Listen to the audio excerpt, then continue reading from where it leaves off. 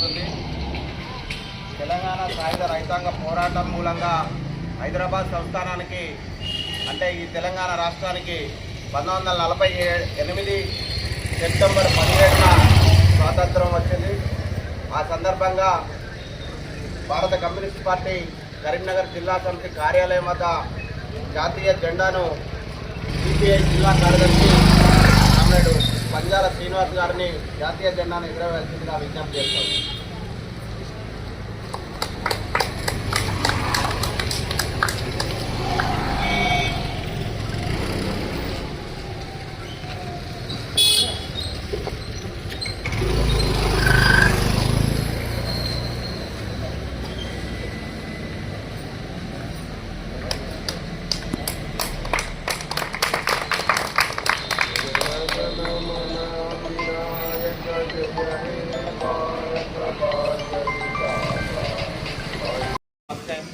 హైదరాబాద్ రాష్ట్రం ఆనాడు నిజాం నవాబ్ పరిపాలనలో కొనసాగుతుంది.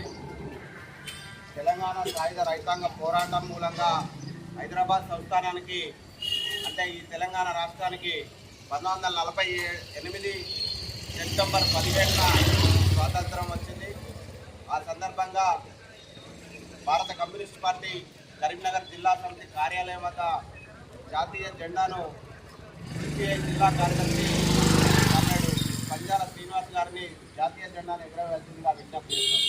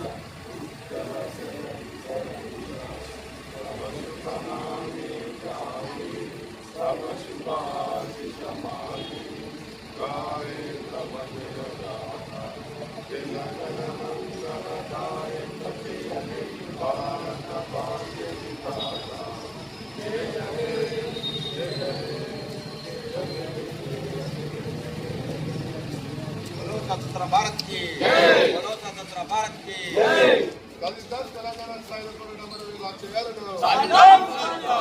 తెలంగాణ సాయుధ పోరాట అమరవీరుల లక్ష్యాలను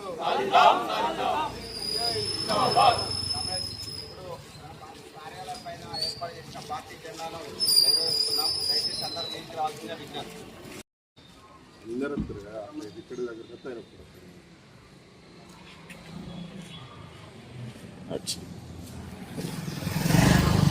తెలంగాణ రాష్ట్ర ప్రజానీకానికి స్వతంత్ర దినోత్సవ శుభాకాంక్షలు తెలియజేస్తూ భారతదేశానికి 1947 ఆగస్టు 15న స్వాతంత్రం సిద్ధిస్తే ఆ రోజు తెలంగాణ ప్రాంతం నైజాం నవాబు పరిపాలనలో కొనసాగుతూ ఉన్నది.